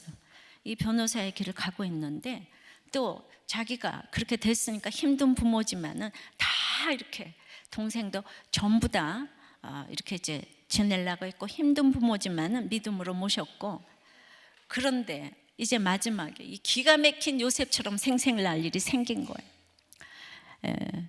그러나 기가 막히겠지만은 믿음이 없는 누이는 믿음의 대상이 아니지 않습니까? 저는 그분에게 이런 얘기를 했어요. 이제 당대 믿음으로 가는 이 길에서, 이분이 목자십니다. 근데 이런 험악한 일을 당하지 않으면 정말 믿음인지 성품인지 분별이 되지 않습니다. 하나님이 너무 사랑하셔서 이 험악한 일을 허락하셨는데 왜 그 누이가 그럴까를 생각해 보면서, 너무나 힘들고 어려웠고 부모 사랑도 받지 못했는데 오빠가 잘 됐어요. 잘 되니까 오빠가 엄마 아빠도 다 독차지하고 있는 것 같은 거예요. 이분은 그거가 의문데, 그러니까 이분은 그 누이에게는 존재 자체가 가해자일 수 있다는 것을 알라고 그랬어요. 그거는 이유가 통하지 않는 거예요. 사랑을 받아본 적도 없고 이렇게 되다 보는데 한 사람 잘된 사람이 있으니까. 믿음 없는 누이에게는 바랄 것이 하나도 없다. 그리고 이것은 성품으로 참을 수는 없는 일이라고. 구속사적으로 이 인생을 해석하고 이제 구원의 문제를 봐야 한다고. 그럼 여러분들 가운데서는 그럴까요? 그게 뭔데요? 구속사로 참는 게 뭔데요? 이러고 지금 분한 사람들이 한둘이 아닐 것 같아요. 내가 유다처럼 받은 구원이 있다면 참고 인내하고 용서하는 거죠. 근데 그 사랑이 없으면 옳고 그름으로 나올 수밖에 없고, 이런 집이라면 정말 죽고 싶지 않겠습니까? 그렇게 모셨는데 나라에다가 고소를 해서 이 직업까지 다 이렇게 한다면은, 그러나 그 정도로 되지 않았으면 집사님은 우리들 교회에 붙어 있지도 않을 거고, 이 죄에 대한 얘기가 거부감으로 들리지 않았냐고. 그러니까 누이한테 너무 감사하셔야 된다고. 집사님은 존재 자체가 가해자라고. 제가 이렇게 설명을 잘해드리면, 이렇게 마지막으로 분별을 잘해서 너무 기쁘고 감사하고, 내가 이 얘기도 좀 써야 되겠다 그랬더니 마음대로 쓰시라고 이래서 오늘 정말 우리들 교회 정말 자기가 거의 공적이고 뭐고 다 상관이 없이 누이가 수고를 했다고 생각이 됩니다. 말씀을 맺겠습니다. 마지막 분별을 위해서, 그래서 우리는 마지막까지 사랑해야 합니다. 마지막까지 축복해야 합니다. 마지막까지 분별해야 합니다. 내 한계 상황에서 인생이 내 뜻대로 되는 것이 아니라는 것을 알고, 나도 안다고, 아무리 기뻐하지 아니해도 나도 안다고 설명을 해주고, 정말 이 분별의 결론이 구원이라는 거. 사람을 분별하는 이유는 구원 때문에. 그래서 정말 확실하게 하시는, 구원 때문에 천국 가고 구원 때문에 우리가 사니까 이거를 분별해야 된다는 것입니다. 그러므로 아버지의 마음을 우리가 알아야 되고, 아버지 눈물이 고인 곳에 우리 눈물이 있어야지 되는, 이런 믿음을 여러분들이 갖게 해달라고 찬양하고 기도하겠습니다. 내 말씀을 마음에 깊이 새기며 함께 찬양드리겠습니다. 아버지 당신의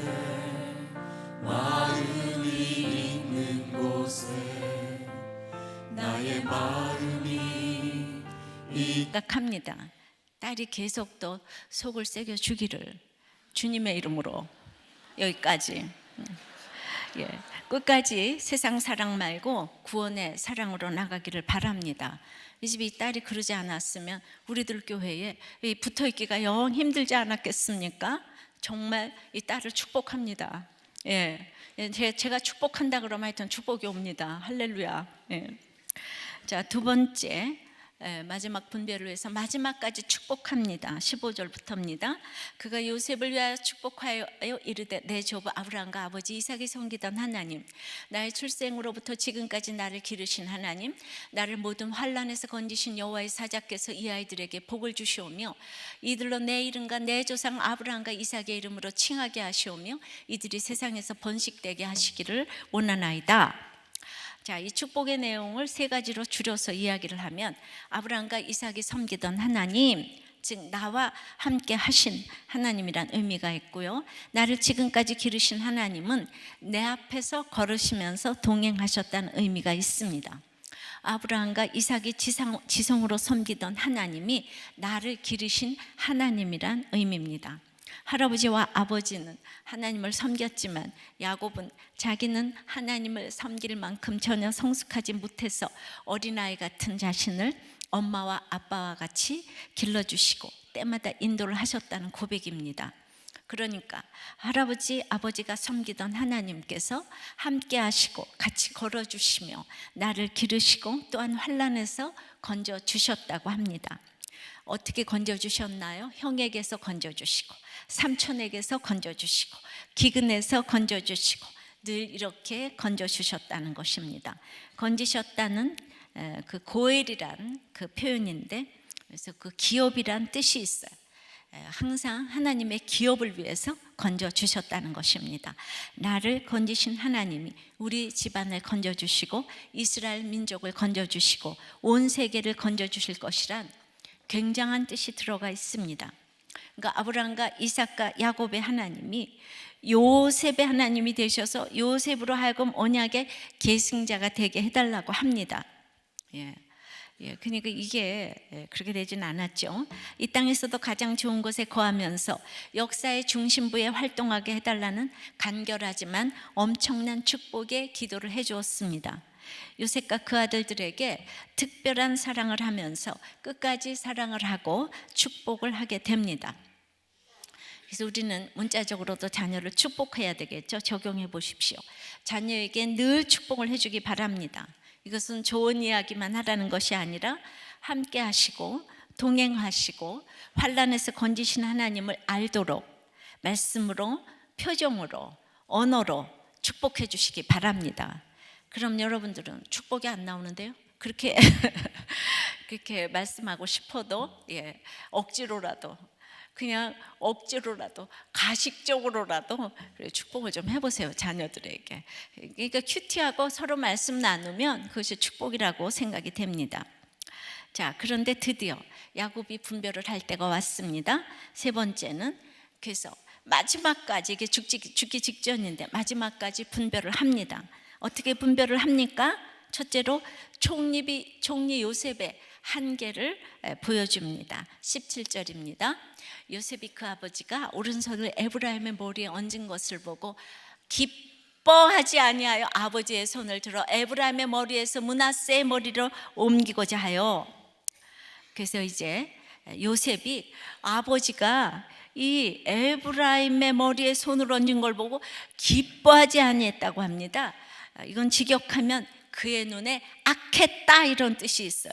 이 단어의 기본형이 악하다, 근심하다, 사납다라는 뜻이 있습니다. 요셉이 아버지의 축복 선포하는 것을 볼 때 자기의 생각과 다른 것을 보고 므낫세, 맏아들이 축복받지 못하는 것에 대해 근심하면서 악하여지고 사나워져서 너무너무 못마땅해 합니다. 그리고 야곱이 눈이 어두워서 이런 축복을 했다고 생각을 합니다. 여기서 우리는 중요한 것을 발견할 수 있습니다. 요셉의 교양과 도덕과 지적 능력은 한계가 있다는 것을 보여줍니다. 요셉은 세상의 총리로 기근 때도 살리는 경제 정책으로 애굽 전역을 다 살리고 이스라엘을 살리고 있어서 세상 눈은 밝았지만 영안은 한계가 있었다고 볼 수 있습니다. 야곱이 하나님의 대리자이고 믿음의 조상이고 아브라함의 하나님, 이삭의 하나님, 야곱의 하나님으로 내려오는 이런 믿음의 조상이었는데 자신의 영안이 그 아버지를 넘어선다고 착각했습니다. 사람이 총리 정도가 되면 이렇게 됩니다. 이 세상 기준과 하나님의 기준은 다른데 총리 요셉의 한계입니다. 사랑받고 총명하고 총리까지 된 요셉은 여기서 드디어 옳고 그름으로 이 사건을 판단하기 시작했습니다. 아버지, 므낫세가 장자 아니에요? 장자 우선 아닙니까? 집안의 질서가 무너집니다. 우리도 어렸을 때부터 장자가 최고고 형님이 최고이고 시댁에 가면 형님을 챙기는 동생들 때문에 아주 살 수 없는 며느리들이 한둘이 아닙니다. 유교 개념으로 형님이 아버지 대신입니다. 지금 요셉이 장자가 아닙니까? 이러는 것은 그 사람 똑똑한 사람 아닙니까? 그 사람은 학벌 좋지 않아요? 그 사람은 돈이 많지 않아요? 착하지 않습니까? 이런 말과 똑같습니다.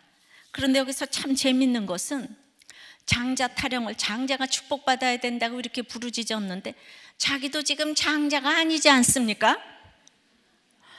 요셉이 두 아들을 데리고 와서 축복해달라고 하면서 축복도 자기 혼자 받고 자기 아들이 받아야 하는데 아들 중에서도 맏아들이 받아야 한다는 이 고정관념에 딱 쌓여 있는 거예요. 그리고 다른 11형들의 아들은 생각조차 하지 않습니다. 요셉의 문제가 바로 여기 있습니다. 자기가 형들을 살리고 용서했다고 자기 중심적으로 생각이 바뀌었어요. 그래서 병든 야곱의 손을 들어서 억지로 축복을 받아내려고 합니다. 18절입니다. 그의 아버지에게 이르되 아버지여 그리마옵소서 이는 장자이니 오른손을 그의 머리에 얹으소서 하였으나 원어에 보면 요셉이 얼마나 급한지 안 돼요. 그렇게는 아버지 너무 급해서 원어도 문장이 다 뒤죽박죽하면서 급하게 막 외쳤어요. 빨리 축복을 바꾸려고. 요셉은 앞날에 믿음을 보는 눈이 없습니다. 우리가 야곱과 에서의 축복권 다툼을 기억하실 것입니다. 그런데 아버지 이삭은 야곱이 속여서 축복을 받아낸 후에도 그것이 잘못된 축복인 줄 알았지만 번복하지 않았습니다. 그런데 하물며 야곱은 의도적으로 동생을 축복했는데 왜 뒤집겠습니까? 에서는 나중에 속은 것을 알고 빌복이 하나뿐이니까 나를 축복하소서 그리하소서 하면서 소리 높여 울었습니다.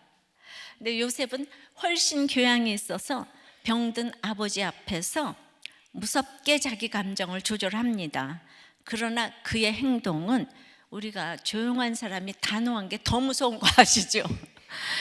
무섭게 단단히 붙드는 행동입니다. 바위 같은 마음과 행동으로 강하게 명령조로 아버지에게 표현합니다. 반드시 돌이켜야 합니다. 아버지, 오른손을 우리 장자 므낫세 위에 얹으세요. 아버지. 이게 맞는 표현이에요. 그렇게 무섭게 표현했어요. 야곱이 자기 아버지 이삭의 어두운 눈을 이용해서 축복을 받아낸 것처럼 요셉도 아버지 눈이 어두우니 빨리 바꾸라고 합니다. 아버지의 안수를 너무 쉽게 여겼습니다. 요셉이 바로의 꿈을 해몽할 수는 있었습니다. 그때는 이스라엘의 구원을 위해서 요셉에게 꿈을 주셨습니다. 그러나 지금은 배부르고 등 따뜻한 요셉에게 자기 아들의 앞으로의 앞날은 알려주시지 않았습니다. 십자가를 길러 놓은 꿈은 해몽할 수 있었지만 항상 자기 유익의 길로 가고자 하면 자녀의 앞날을 모르는 것입니다. 십자가를 잘 지고 가는 것 같아도 길고 짧은 것은 끝까지 가봐야 압니다.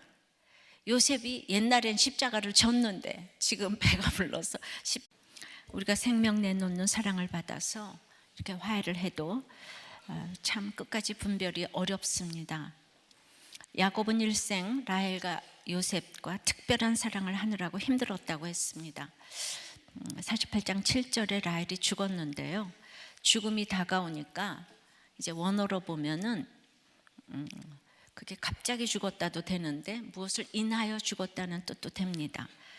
그래서 드라빔을 훔친 라헬을 내가 저주해서 나로 인해서 죽었다는 고백의 의미가 있습니다.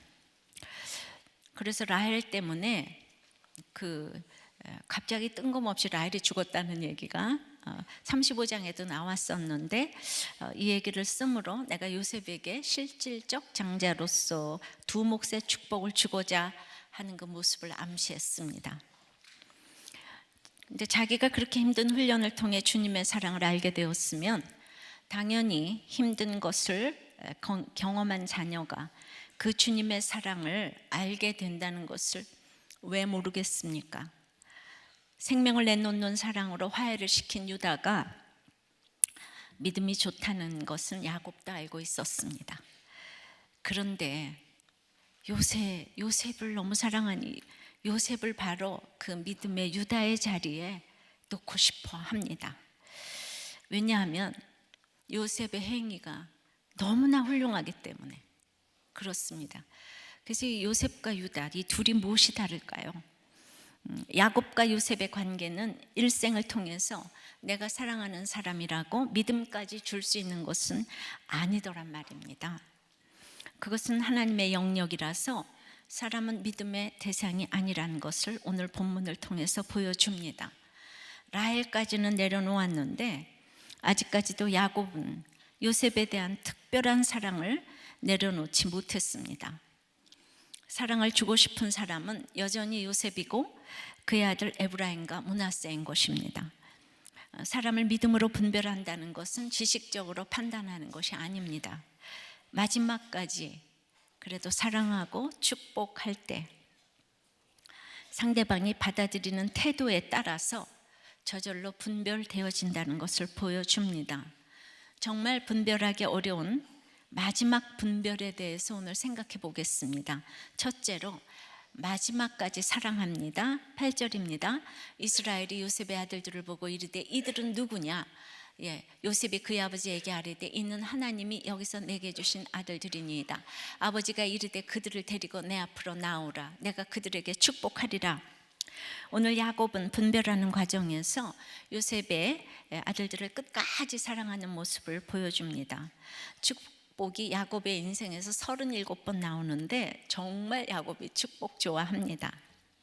근데 자기는 아버지 이삭에게 그야말로 거짓말로 속아서 받아낸 축복인데 요셉에게는 손자를 보고 이들은 누구냐고 물은 것은 정말 제대로 된 축복을 해주겠다는 뜻입니다. 10절입니다. 이스라엘의 눈이 나이로 말미암아 어두워서 보지 못하더라. 요셉이 두 아들을 이끌어 아버지 앞으로 나아가니 이스라엘이 그들에게 입맞추고 그들을 안고 이삭은 인생이 평탄해서인지 야곱에게 속아서 축복을 해주었습니다. 분별을 잘 못합니다. 근데 이스라엘인 야곱은 험악한 세월을 살아서인지 육신은 쇠했지만 아주 영안이 밝아져 있었습니다. 눈이 어두워도 믿음이란 보지 못하는 것을 실상으로 놓고 걸어가는 것이기 때문에 정확하게 축복할 준비를 갖추었습니다.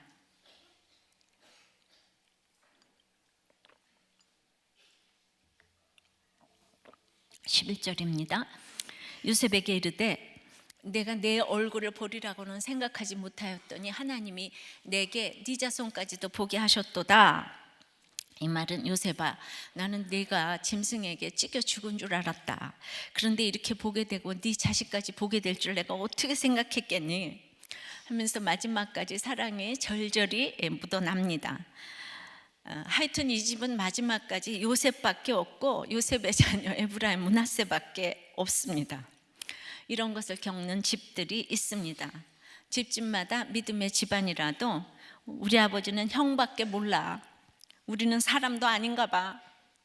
이렇게 생각하는 집이 많겠지만 맞습니다. 여러분은 사람도 아닙니다. 그래서 안 쳐다보는 것을 당연히 알아야지. 뭘 사람인 것처럼 비교하고 그러세요. 여러분은 사람이 아니에요. 아버지 마음이고 엄마 마음입니다. 여기 보니 형들이 그것을 알고 일절 말을 안 하는 것을 보니 형들도 대단합니다. 그래서 12지파에 다 이제 올라가는 것 같습니다. 요셉도 항상 자녀들을 그런데 이렇게 축복받는 자리에 데리고 가는 열성 아버지인 것 같아요. 자기가 애굽의 총리지만 믿음이 최고야. 아버지 축복을 받아야만 해. 굉장히 믿음 좋아 보이죠. 이러지만 여기 인간적인 요소가 끼어있는 축복이라는 것이죠. 12절입니다. 요셉이 아버지의 무릎 사이에서 두 아이들을 물러나게 하고 땅에 엎드려 절하고 오른손으로는 에브라임을 이스라엘의 왼손을 향하게 하고 왼손으로는 므낫세를 이스라엘의 오른손을 향하게 하여 이끌어 그에게 가까이 나아가매 이스라엘이 오른손을 펴서 차남 에브라임의 머리에 얹고 왼손을 펴서 므낫세의 머리에 얹으니 므낫세는 장자라도 팔을 엇바꾸어 얹었더라. 요셉은 아버지 야곱이 장손자 므낫세를 축복하기 쉽지 않쳤습니다.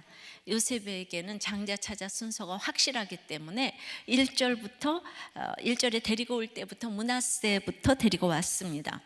오른손은 권위와 능력과 축복과 은혜의 상징이기 때문에 당연히 맏아들 므낫세가 축복을 받아야만 하고 왼손은 그 모든 것에 반대를 의미하기 때문에 므낫세가 왼손의 축복을 받으면 안 되는 것입니다. 그런데 아버지 이스라엘이 팔을 어긋나게 해서 므낫세를 축복하지 않고 에브라임을 축복했습니다. 신중하게 생각해서 눈이 어두운 그가 이렇게 행동한 것은 영적인 행동입니다. 마지막까지 특별한 사랑을 내려놓지 못했지만 야곱으로서는 마지막까지 최선을 다해서 구원의 사랑을 표현했습니다. 우리가 믿지 않는다고 너는 틀렸어 이러고 끝납니까? 믿지 않아도 최선을 다해서 사랑을 해야 합니다. 자녀가 안 받아들이는 것은 그의 몫입니다. 또 부모가 안 받아들이는 것도 그의 몫입니다. 그래도 우리는 마지막까지 사랑하는 모습을 보여줘야 합니다. 적용해 보십시오. 자녀의 구원을 위해 끝까지 사랑해야 하는데 여러분의 사랑은 끝까지 세상의 사랑입니까? 구원의 사랑입니까? 우리 목장 나눔이에요. 누구보다도 사랑스럽고 예뻤던 딸이 초등학교 고학년 때부터 무기력해지더니 고등학생이 된 지금까지도 무기력합니다.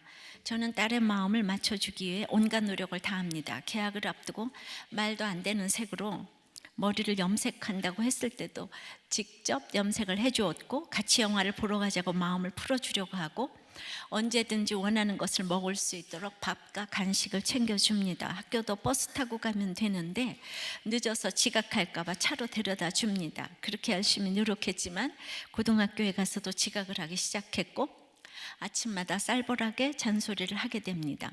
이번 주 큐티 말씀 힘들었습니다. 오늘 말씀도 정답은 믿음의 유산이라는 걸 아는데 아니까 더 힘듭니다. 사실 전 제가 죽기 전에 자녀가 축복받는 걸 보고 싶습니다 그랬는데 이분은 직분을 가지고 있고 누구보다도 열심히 섬기시고 우리들 교회도 감사함으로 다니시는 엘리트 부부입니다. 집이 있어서 오자마자 직분을 가졌고 집 있으면은 빨리빨리 섬기라고. 근데 그것도 기쁘게 생각하시고 한 번도 무너져 본 적이 없고 형편이 어려웠지만 부족함 없이 사랑받으며 인정받으며 자랐기에 안 되는 것이 무엇인지 모른다고 합니다. 부모님 때문에 힘들었다고 하는 이 지체들의 나눔이 이해가 안 된다고 합니다. 큐티도 열심히 하고 예배도 열심히 참석하는데 항상 그 결론이 딸이 학원을 빠지지 않고 공부를 잘하고 좋은 학교를 가야 하는 것에 딱 머물러 있습니다. 그리고 어렸을 때 내가 딸을 때려 키우지 않아서 이런 결과가 왔다고 화만 내고 회개가 이렇게 나오지 않는 것 같습니다. 그러나 저는 이 딸이 이 집의 구원의 표대가 되어서 이 집안을 이끌어간다고 생각해요. 그런데도 네가 17살까지만 너랑 있었지 그 다음부터 너는 내 인생에서 죽은 아들 아니었니? 그러니까 네 엄마 라헬도 내가 사랑했지만 내가 죽인 꼴이 되었고, 너도 그렇고 내가 사랑하고 싶다고 사랑하고 함께 있고 싶다고 내 마음대로 되는 것이 아니더라.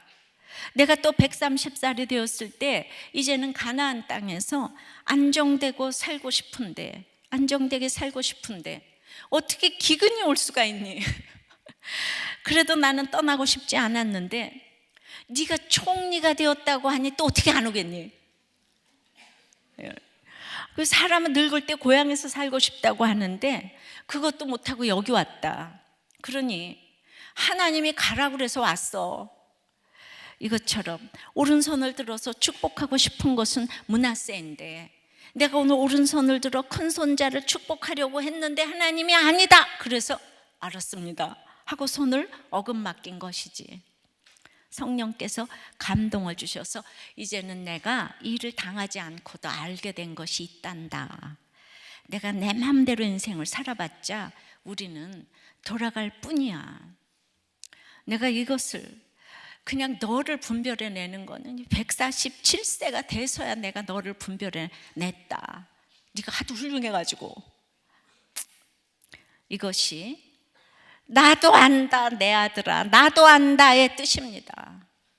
그러니까 요셉이 그냥 손을 얹긴 야곱을 그냥 기뻐 아니하여 아버지 하고서 욕을 했더니 나도 안다 내 아들아, 나도 안다 이렇게 반응을 하신 거예요. 둘이서 지금 이것만 기억하시면 돼요. 기뻐 아니하니까 나도 안다 이 새끼야, 이런 거죠. 그러니까 요셉 보고 그렇게 좋아하다가 마지막에 천국문 앞에서 요셉을 분별한 거예요. 근데 여러분들은 빨리 알았으니 얼마나 감사합니까? 우리는 하나님이 가라는 길을 가면 실수가 없습니다. 말씀 묵상하고 목장의 처방을 받아서 가면 그것이 더디 가는 일 같아도 나중에 가보면 실수가 아닙니다. 아들이 대학에 떨어져도 나중에 가보면 그것은 실패가 아닙니다. 세상의 모든 경험과 지식을 다 합해도 우리 자녀들의 길을 우리는 알지 못합니다. 오늘 본문에서는 하나님께서 처음부터 끝까지 이스라엘로 호칭을 하십니다. 이스라엘로 부를 만큼 야곱이 성숙해졌습니다. 야곱이 격이 있어졌습니다. 아직도 내가 믿는 것 같아도 세상의 경험과 지식을 자기가 다 아는 것으로 생각한다면 그 사람이 아무리 예수를 믿은 지 오래되어도 아직 야곱입니다. 그런데 믿은 지 얼마 안 되었어도 나는 하나님의 인도하심으로만 산다 이렇게 가는 사람은 이미 이스라엘입니다. 오늘 세례받은 우리 최재호 성도가 여기 오래된 어떤 사람보다도 신앙 고백이 확실했어요. 전 정말 이런 사람 보면 감동이 와요. 여기 오래되었어도 신앙 고백이 없는 사람들이 있어요. 너무 애통합니다. 야곱의 뜻은 사기꾼, 속이는 자, 도둑이라는 뜻이고 이스라엘은 하나님과 씨름하는 자입니다. 하나님께서 이스라엘이라는 이름을 주셔도 얼마나 야곱과 이스라엘 사이를 왔다 갔다 하는지 모릅니다. 그러나 마지막에는 이스라엘로 자리매김을 하면서 드디어 하나님이 야곱을 이기셨습니다. 우리 인생은 하나님이 나를 이기시는, 결국은 이기실 것을 바라보면서 야곱과 이스라엘 사이에서 하나님과 겨루어 이긴 그 이스라엘이 되어서 마지막에 그런 사랑하는 요셉을 정확하게 이 분별을 하게 되는 것입니다. 20절입니다. 그날에 그들에게 축복하여 이르되 이스라엘의 너로 말미암아 축복하기를 하나님이 내게 에브라임 같고 므낫세 같게 하시리라 하며 에브라임을 므낫세보다 앞세웠더라. 야곱은 조금도 흔들리지 않고 에브라임을 앞세우며 축복했습니다. 자기 말대로 에브라임을 그대로 축복했고 그 이후에 그리도 원하던 아브라함과 이삭의 하나님, 야곱의 하나님이 요셉에게 이어지기를 간절히 원했지만 요셉의 마지막에 이 어이없는 태도로 인해서 자기가 모든 걸 갖추고도 예수님을 잘 믿을 수 있을까? 우리 요셉을 보면 그럴 것 같아. 그렇지만 그럴 수가 있을까? 이 2% 부족하게 생각했던 것이 과연 결정적인 것인구나를 깨달았습니다. 그러니까 우리가 진짜 고난 없이 예수 믿는 건 거의 불가능한 것 같아요. 근데 요셉이 이제 고난이 옛날에 있었지만은 이제 총리가 되고서도 잘 믿을까 했는데, 결국에 요셉이 너무나 좋은 사람인데 이 믿음의 말을 못 알아듣습니다. 결정적으로 구속사를 깨닫지 못합니다. 21절입니다. 이스라엘이 요셉에게 또 이르되 나는 죽으나 하나님이 너희와 함께 계시사 너를 인도하여 너희 조상의 땅으로 돌아가게 하시려니와 내가 네게 네 형제보다 세겜 땅을 더 주었나니 이는 내가 내 칼과 활로 아모리 족속의 손에서 빼앗은 것이니라. 야곱은 요셉에게 그래도 마지막 사랑을 하면서 요셉이라는 이름 뜻대로 세겜 땅 일부분을 더 주었어요. 그건 자기가 칼로 뺏은 것이래. 이렇게 요셉에 대한 사랑이 마지막까지 절절합니다. 어쨌든 요셉의 아들들은 합쳐서 많은 인구를 가지게 되었어요. 후에 남북으로 갈라지면서 에브라임은 북쪽 이스라엘의 10지파를 합하면서 중요한 지파가 되어서 큰 영향력을 가지게 되었습니다. 가나안에서 제일 센 아모리 족속의 멸망을 지금 일어나지도 않은 그 멸망을 완료형으로 표현한 것은 가나안에 반드시 들어갈 것인데 요셉 보고 네가 능력자니까 반드시 끌고 가야 한다고 명령하십니다. 그래서 그 당시는 이루어지지 않은 예언을 지금 모세가 기록해 놓았어요. 에브라임은 과연 그 막강한 지파대로 막강한 여호수아, 사무엘 같은 선지자를 먼저 쫙 배출합니다, 성경에.